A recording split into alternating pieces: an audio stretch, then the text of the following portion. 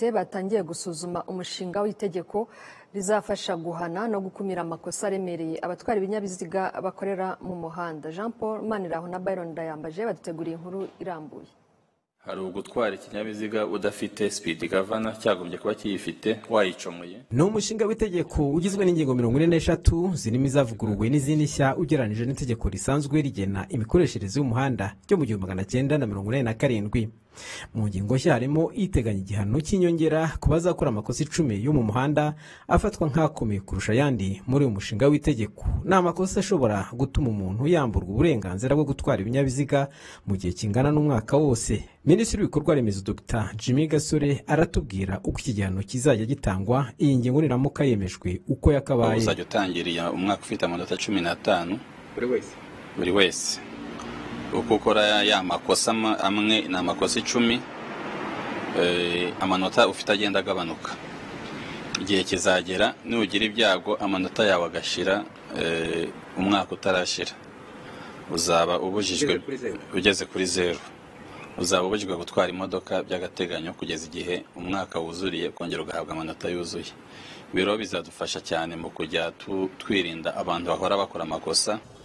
Ku isonga ry'amakosa 10 afatwa nk'ibyaha bizajya bihanishwa gukurwaho amanota harimo guhunga ahabera impanuka wateje cyangwa wagizemo uruhare, bizajya bihanishwa kuvanwaho amanota 6, gutwara ikinyabiziga kidafite akagabanya muvuduko kandi gateganijwe cyangwa ugacomora uri mu rugendo byombi bizajya bihanishwa amanota 5, gutwara wasinze cyangwa wanyoye ibiyobyabwenge ibyo byombi bizajya bihanishwa gukurwaho amanota 4, gutwara warahagarikiwe uburenganzira no kurenza umuvuduko wateganijwe bizajya bihanishwa gukurwaho amanota 2, cyo kimwe no kuvugira kuri telefone utwaye uburyo bwose waba ubikozemo. Iki gihano cyo gukatwa amanota kizaba ari inyongera ku mpande n'ibindi bihano byatangwaga kubitwaye nabi mu muhanda, kandi uzakurwaho amanota agera kuri 15 azajya amara umwaka atemerewe kongera gutwara ikinyabiziga icyo ari cyo cyose. Bamwe mu bakoresha umuhanda bavuze ko iri tegeko rizafasha gukemura ibibazo bitandukanye, ariko kuri bamwe ngo hari ingingo zizabanza kubatonda. Icyo gihe kizabizagabanya impanuka.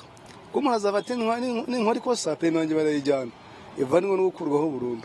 Bumva umuntu azagenda yitwararitse ayirinde impanuka. Yego ibyo byapa bizane iyo mihanda tuyigendemo abantu bagifite ibyo binyabiziga biri smart babashe kuyigendamo, nabo bafite ibyo binyabiziga bifima bibatera ishyari navuga ngo ryiza byo kugenda muri ya mihanda iri smart cyangwa hahandi batemerewe kugenda. Kuvugira kuri telefone byo ntekereza ahubwo ko ari bwo aricyo kizanatwara n'amanota menshi, kuko kucyubahiriza abantu benshi kubera rimwe na rimwe baba banafite n'amastress, hari igihe ajya kwikanga yavugiye kuri telefone.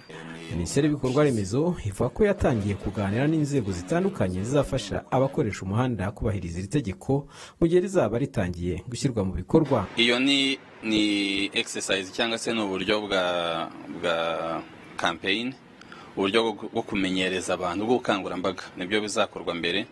Cyambere hazaburaho systeme nshya yubatswe kumenya ko message zijya ku bantu, umuntu akamenya ngo narengeje nakoze icyaha cyangwa se ikosa ryo mu muhanda rinini nko kunywa ibisindisha, usibye ibihano dore n'amanota yamvuyeho, kugira ngo abantu banze babimenyere. Ubwo rero ni buryo bumwe tuzakora bw'ubukangurambaga no kumenyereza abantu ngo bitabatungura. Noneho nyuma yaho gato tugahita dutangira guhana nyine nk'uko itegeko ribiteganya.